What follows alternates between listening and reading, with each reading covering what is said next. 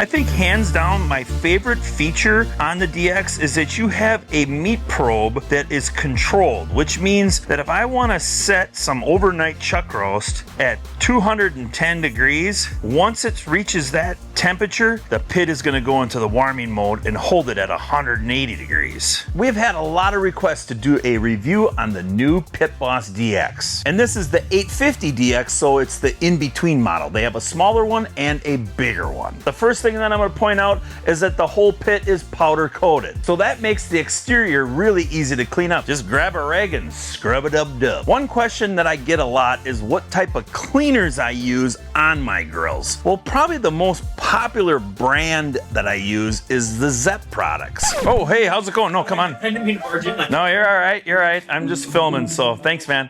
Appreciate it. Yeah, you too, bud. Take care. Amazon delivery. Like most of the Pit Boss pellet grills, you still have an actual smoke stack. The DX models are still built with a little bit thicker steel, so you actually feel like you're picking up something when you open up the lid. We have a 21-pound hopper, and I can tell you that this can cook overnight because I did it. I cooked up some chuck roasts, set it at 200 degrees, and let it go for about 8 hours, then panned them up until they were probe tender. When it comes to the cooking components inside the DX, nothing has really changed throughout the past like 5 years on any Pit Boss model. You still have the rounded drip pan with the flame broiler in the center, which works great for grilling. One thing that I really like in this model is that it has the enamel coated straight rod grill grates. I was never a big fan of the diamond cut like enamel coated version. They were really hard to clean. These on the other hand, just grab your wire brush and scrape them down. Now I'm kind of skipping around here a little bit, but on the hopper we also have a pellet dump. Now one thing that I noticed, you might have to take like a long screwdriver or a rod and kind of wiggle it around down there to get that log jam to break free to get all those pellets out of the hopper. You also have this nice little pull handle, so it makes it easier to move this pit around. And one last thing on the hopper, you do have a cord wrap, so when you're gonna store your pellet grill, you don't have a cord dragging around on the ground. When it comes to the actual controller, I'm pretty impressed of how well it runs. It goes from 180 all the way to 500 degrees in 5-degree increments. You have 2 probe ports and they send you 1 meat probe. The controller is Wi-Fi and Bluetooth, but when I was setting up the app, I did notice that it took quite a while to actually get it all downloaded and to be able to make it work. I don't think it had anything to do with my network or anything like that because I haven't ran into that situation before, but I'm gonna say it took at least 45 minutes before it was all done and I was able to actually use the app off my phone. I think most Pit Bosses still have the grease pail hanging off the outside, which has its plus and minuses. It makes it really easy to take off and clean up, but sometimes you can run into where it might get bumped off if you got little kids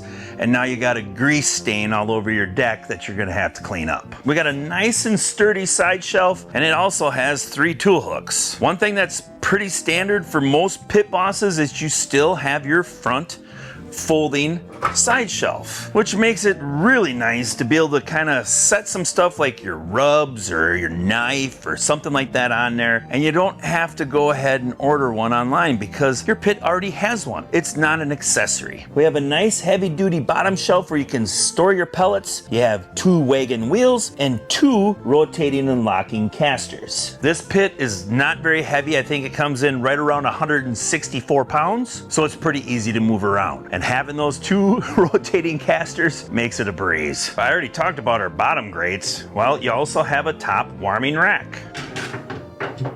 Fits in there pretty nice. We have a total of 840 square inches of cooking space, giving us 554 on the bottom main racks and 256 on the top warming rack. So you have plenty of cooking space for a small or medium-sized family in this pit. On every single new pellet grill, you gotta do what they call a burn-off, and that's simply just burning off any of the machining or oil debris from the manufacturing process. The first thing you wanna check is plug it in, turn it on, open up the hopper, and make sure that the auger is spinning. Once you've seen that, go ahead, fill up the hopper with pellets. The great thing about Pit Bosses is that they have a primer button that you can hold down, and that'll make the auger run consistently so you get some pellets into that hopper a little quicker. Typically, every burn off that I do, I set the temperature at a lower setting, like 250 degrees, run that for about 30 minutes, and then crank it up to 400 or 450 or 350, whatever the manual tells you to do. And then run the grill at that temperature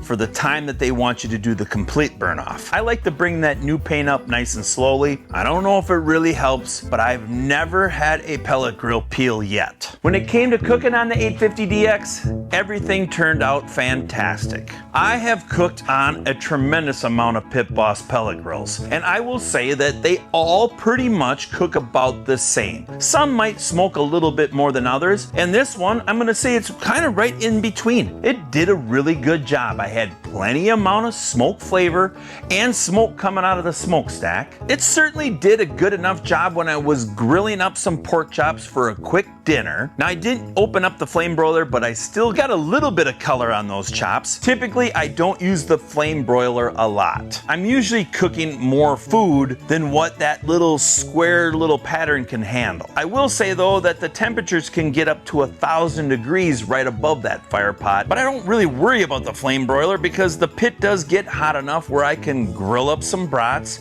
and even do some good old smoked burgers. If you've never tried a smoked burger before, what are you waiting for? I mean, I actually think that they taste a tad better than a smash burger. One thing that I forgot to add when I was talking about the actual controller is that you have the 275 degrees on here. A lot of you that might have owned a Pit Boss in the past remember it was 225, 250, 300. When it comes to actual cleanup inside the 850, because of this little lever that opens up your flame broiler, you do have to detach that. You kind of got to pull it outside of the pit so you can get that whole drip pan out. On the 850, you do not have the quick and easy pellet dump that you do like on the 1150. So for this one, you're still gonna have to vacuum out that fire pot, which isn't that big a deal because we typically clean out the inside of the chambers every 3 or 4 cooks, depending on how much product is in the pit. I'm sure a lot of you are wondering what my actual opinion is on the Pit Boss 850DX. It's pretty positive,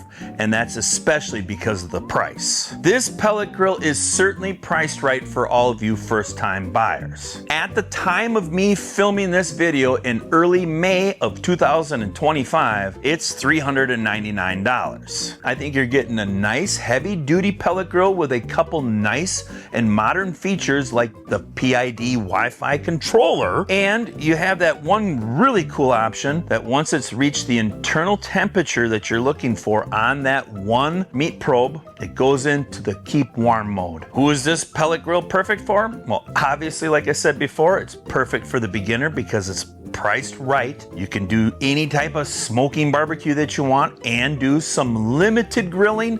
And what I mean by that is the limited space above the flame broiler. For me, I think this pit is the perfect. I want to learn how to start smoking and cooking barbecue. Hands down, could be the champion right here. You're certainly not going to complain or cry that it feels flimsy because it doesn't.